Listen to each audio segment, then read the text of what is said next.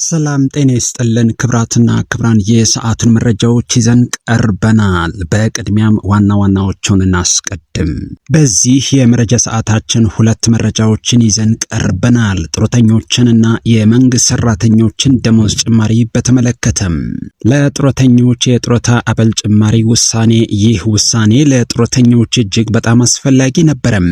ከኑሮ ውድነቱ በተጨማሪ የአገልግሎት ክፍያዎች እየጨመሩ በመምጣታቸው ምክንያት የጡረታ ጭማሪ እንዲደረግ ከጡረተኞች በተጨማሪ ሚዲያዎች ጭምር ሲጠይቁ ነበር።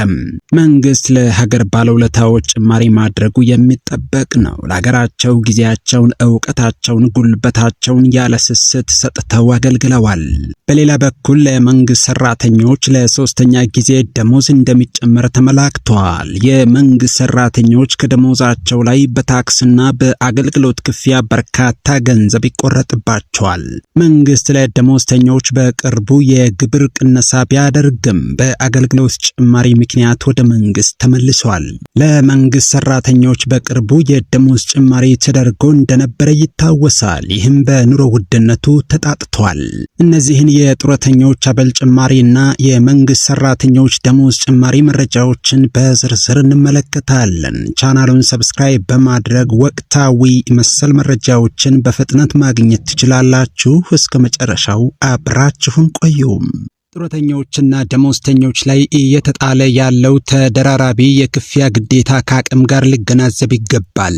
ከጥቂት ዓመታት ወዲህ በተለይ ቋሚ ገቢ ያላቸው በደሞዝ ወይም በጡረታ የሚተዳደሩ ዜጎች በአስገዳጅ ድንጋጌዎች በግብርና በአገልግሎት ክፍያ ስም የሚቆረጥባቸው የገንዘብ መጠን እየጨመረ መምጣቱን እያየን ነው።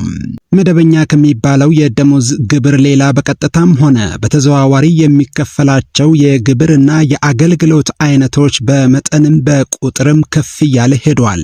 እንደ ደሞዝተኛ እጃችን የምትገባውም ፍራንክ ስንት ቦታ እንደምናደርጋት ግራ ገብቶንና ከዋጋ ንረት ጋር ግብግብ ገጥመን ሳለ ይለይላችሁ የተባለን ይመስል በአናቱ የተለያዩ የክፍያ ግዴታዎች እየተጣለብን ነው። የደሞዝ ግብር፣ የጡረታ፣ የጤና መድን ፈንድ ወዘተ እየተባለ ከደሞዛችን ይቆረጣል። ይህ ለጡረተኞች ሲሆን ከሚያገኙት አነስተኛ ክፍያ አንጻር የበለጠ ከባድ ይሆናል። ከጡረታና ከደሞዝ ግብር ባሻገር በተዘዋዋሪ መንገድ ሌላ የመንግስት ግብር ይከፈላል። ለምሳሌ ከማኪያቶ ጀምሮ ሌሎች ግብይቶችን ሲፈጽሙ ከያንዳንዱ ግብይትና አገልግሎት 15 በመቶ ተጨማሪ እሴት ታክስ ይከፍላሉ።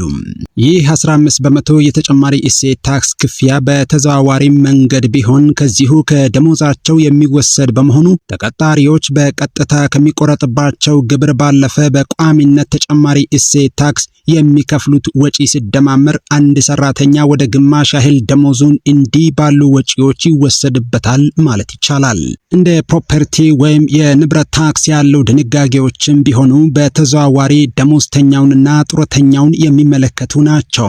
ምክንያቱም ደሞዝተኛም ሆኖ መኖሪያ ቤት ካለው አዲሱን የፕሮፐርቲ ታክስ የሚከፍለው ከዚሁ ደሞዝ ላይ ነው።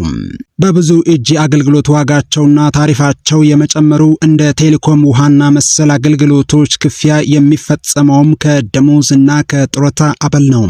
ከሰሞኑ እንኳን ኢትዮ ቴሌኮም ያደረገውን ጭማሪ በምሳሌነት መጥቀስ ይቻላል። 65 ብር ያስከፍል የነበረውን ያልተገደበ የ24 ሰዓታት አገልግሎት 95 ብር ማድረሱ እንደ አንድ አስረጅ ሊቀርብ ይችላል። እንዲህ እያለን ለግብርና አስገዳጅ ሆነው ለመጡ ክፍያዎችና እየጨመሩ ለመጡ አገልግሎቶች እየተጠየቀ ያለውን ወጪ ካሰለን በቀጥታም ሆነ በተዘዋዋሪ ከደሞዛችን የሚጎመደው ገንዘብ ብዛት በደብዳቤ ተጠቅሶ ከሚሰጠን መጠን ከእኩሌታ በላይ ወደ መሆን ተሸጋግሯል ይላሉ ደሞዝተኞች። መንግስት ለሶስተኛ ጊዜ ለመንግስት ሰራተኞች ደሞዝ ለመጨመር ግዴታ ውስጥ የገባው በዚህ ምክንያት ነው። ወደ መደብር ሄደን ግብይት ስንፈጽም ወይም አገልግሎት ስንሻ የምንከፍለው የ15 በመቶ ተጨማሪ ታክስ ሳይንስ የመዘመናችን መገለጫ ነው እያለን በምንገልጸው በዲጂታል የክፍያ አማራጮች ግብይት መፈጸም በእጅጉ ተላምዶልናልና እንዲህ ያለውም አገልግሎት ተጨማሪ ወጪ ሆኖ መጥቷል።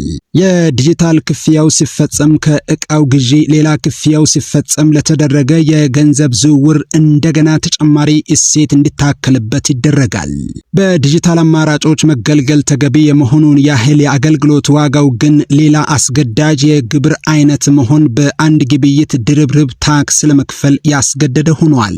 በእያንዳንዱ የገንዘብ እንቅስቃሴ ወይም ከአንድ ባንክ ወደ ሌላ ባንክ ለሚደረግ የገንዘብ ዝውውር ለአገልግሎት ተብሎ እየተቆረጠ ያለው የገንዘብ መጠን እረ ተገቢ አይደለም እያለን ጭራሽ የአገልግሎት ዋጋው እየጨመረ መሄዱም ሌላ ተግዳሮት ነው። ይህንን ጉዳይ የበለጠ እንድንማረርበት የሚያደርገው ለተጠቀምነው አገልግሎት ወይም ግብይት 15 በመቶ ተጨማሪ ታክስ የሚንከፍለው ሳያንስ በዲጂታል የክፍያ አማራጮች ስለተጠቀምን ብቻ እንደገና የአገልግሎት ክፍያ 15 በመቶ ተጨማሪ ታክስ እንድንከፍል መገደዳችን ነው። በአንድ የዕቃ ግዢ 2 ጊዜ ተጨማሪ ታክስ እንከፍላለን እንደማለት ነው። በዚህም ቢያበቃ እሰየው ነበረም። ከሰሞኑ ብሔራዊ ባንክ ሰጠ በተባለው ትዕዛዝ ወይም መመሪያ የዲጂታል ባንክ አገልግሎት ተጠቃሚዎች በሚከፍሉት የአገልግሎት ዋጋ ላይ ለአደጋ ስጋት ፈንድ ገቢ የሚደረግ 5 በመቶ ተጨማሪ ክፍያ እንድንፈጽም ታዘናል። እንዲህ ያሉ ሲታዩ ጥቃቅን የሚመስሉ የተለያዩ የግብርና የታክስ አይነቶች እንዲሁም በአስገዳጅነት የመጡብን የአገልግሎት ክፍያዎች ስንደማምራቸው አብዛኞቹ ደሞዝተኞችና ጡረተኞች ከወጪ ቀሪ የሚያገኙትን ንጹህ ደሞዝና የጡረታ አበል እያሳነሰው ነው።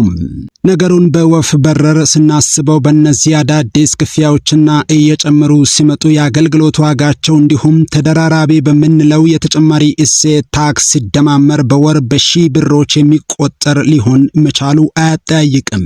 በትንሹ ግሮስ ደሞዙ 20ና 30 ሺህ የሆነ አንድ ሰራተኛ ከደሞዙ ግብርና ከጡረታ ወጪው ባሻገር በተለያዩ የአገልግሎት ክፍያዎችና ግብር ነክ ወጪዎች በትንሹ ተጨማሪ 2000 ብር ቢያወጣም አነስተኛ ስሌት ነውና ምን ያህል ፕሮግራም ሊያናጋበት እንደሚችል መገመት ይቻላል። ይህ ማለት አንድ ደሞዝተኛ የአንድ ወር የጤፍ መሸመቻው ተወሰደበት እንደማለት ነው። ምናልባት ከዚያም በላይ ሊሆን ይችላል። ዓመታዊ የምግብ ዘይትና ሽንኩርት መግዣውን አጣ ሊባልም ይችላል። በአስገዳጅ መመሪያዎች ወይም በሌላ ምክንያት የሚቆረጥብን ገንዘብ እጃችን ሳይገባ እዚያው እንዲቆረጥ የሚደረግ በመሆኑ አንከፍልም መባል የሚችል አይደለም። ሁሉን ነገር ከኛ ውጪ በሆነ መንገድ አየር ላይ የሚሻገር ነው። ስለሆነም እንደ መፍትሄ ልንል የምንችለው ቢያንስ አንዳንድ የአገልግሎት ክፍያዎች የደሞዝተኛውንና የጡረተኛውን አቅም ያገናዘበ ይሁን ከማለት ውጪ ምን ሊባል ይችላል? በነገራችን ላይ ባለፈው ዓመት መንግስት ከሰራተኛው የሚሰበስበው የደሞዝ ግብር ምጣኔ መጠነኛ ማሻሻያ ሲያደርግ ደሞዝተኛው አንጻራዊም ቢሆን የተወሰነ ገንዘብ ማግኘት በማስቻሉ ምስጋና እስከ ማቅረብ ደርሰን እንዳልነበር አሁን ዓመት ሳይሞላ ሰራተኛው በሌላ መንገድ ከደሞዙ ሌላ ወጪ እንዲያወጣ መገደዱ በደሞዝ ግብር ማሻሻያ አግኝቶ የነበረውን መልሶ እንደመውሰድ ይቆጠራል። መንግስት በተለይ ለአደጋ ስጋትና ተያያዥ ጉዳዮች ብሎ በባንኮች የዲጂታል አገልግሎት ክፍያ በኩል የጣለብን አዲስ ግብር በእርግጥም አስፈላጊ ሊሆን ይችላል። ለሀገር ለወገን የሚጠቅም እስከሆነ ድረስ የበኩላችንን ወይም የአቅማችንን ማድረግ ግድ ይላል። ነገር ግን መጠኑ የብዙሃኑን ደሞዝተኛና ጡረተኛ ገቢ ያገናዘበ መሆኑ ታሳቢ መደረግ አለበት። እንዲህ ያለው ውሳኔ ሲወሰን ቢያንስ የግል ገንዘቡ የሚነካበት ዜጋ ገንዘቡ ለምን እንደሚቆረጥበት በአግባቡ ሊገለጽለትና በቂ ግንዛቤ እንዲኖረውም ይገባል። አሁንም ሰሚ ካለ የደሞዝተኛውንና የጡረተኛውን ገቢ ያላገናዘበና ለተደራራቢ ወጪ የሚዳርጉ የክፍያ ጫናዎች ሊፈተሹና አቅምን ያገናዘቡ መሆናቸው ሊጤን ይገባል።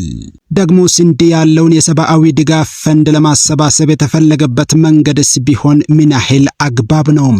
ምክንያቱም ሰዎች ለሕክምና፣ ለትምህርት ቤትና ለሌሎች ሰብአዊ ጉዳዮች ክፍያ ሲፈጽሙ ለሚደረገው የገንዘብ ዝውውር ይከፈል የነበረው የአገልግሎት ክፍያ ላይ ገንዘብ መቁረጡስ ምን ያህል ፍትሃዊ ነው? ይህ ጥያቄ የብዙዎች ጥያቄ ነው። ለምግብ የሚወጡ ወጪዎች ላይ የሚከፈለው የተጨማሪ እሴት ታክስ ሳያንስ እንደገና ሌላ ተጨማሪ ወጪ የሚታከልባቸው ለምንድን ነው? ሌላው ለሰብአዊ ድጋፍ ፈንድ ለመሰብሰብ ከዚህ የተሻለ አማራጭ ጠፍቶ ነው ወይ የሚለውም ጥያቄ መታለፍ የሌለበት ነው። በተለያዩ ምክንያቶች ከደሞዝተኞች የሚቆረጥ ገንዘብ ከአቅም ጋር ሊገናዘብ ይገባል። በአገሪቱ ወቅታዊ የዲጂታል ፋይናንስ እንቅስቃሴ በዓመት በትሪሊዮን ብሮች ዝውውር ይፈጸማል። ከዚህም አገልግሎት አቅራቢዎቹ የፋይናንስ ተቋማት በቢሊዮን የሚገመት ገቢ ከአገልግሎት ክፍያ ያገኛሉ። ስለሆነም በዚህ አገልግሎት ክፍያ ላይ ለአደጋ ምላሽ መስጫ ፈንድ እንዲውል ታስቦ የተጣለው ክፍያ በቀጥታ ከሸማቹ ወይም ከአገልግሎት ተጠቃሚ ማህበረሰብ የሚሰበሰብ እንደመሆኑ መጠን በትክክል ለታለመለት ዓላማ መዋሉን ማረጋገጥና ተገቢ መረጃ መስጠት ያስፈልጋል። ለእርዳታ ድጋፍ ተብሎ የተሰበሰበው እንዲህ ያለው ገንዘብ በቅርብ እንደሰማነው የአንዳንዶች መጠቀሚያ ስላለመሆኑ ማረጋገጫ መስጠትም የመንግስት ኃላፊነት ነው። ይህ መሆኑን ተከትለው በደሞዝ የበለጠ ዝቅተኛ ገቢ የሚያገኘው የመንግስት ሰራተኛ እንደመሆኑ መጠን የደሞዝ ጭማሪ መደረጉ ያስማማል። መንግስት የጠቀስናቸውን የዋጋ ጭማሪዎችን ታሳቢ አድርጎ የደሞዝና የጡረታ ጭማሪ ያደርጋል ተብሎ ይጠበቃል። በተለይ የጡረተኞች ጭማሪ አስቸኳይ ውሳኔ የሚፈልግ መሆኑን መንግስትም በደንብ አድርጎ ያውቀዋል። ይህ መረጃ እጅግ ወሳኝ በመሆኑ ለመንግስት አካላት እንዲደርስ የሚጠበቅ በመሆኑ ሰብስክራይብ በማድረግ እንድታደርሱ በአክብሮት እንጠይቃለን።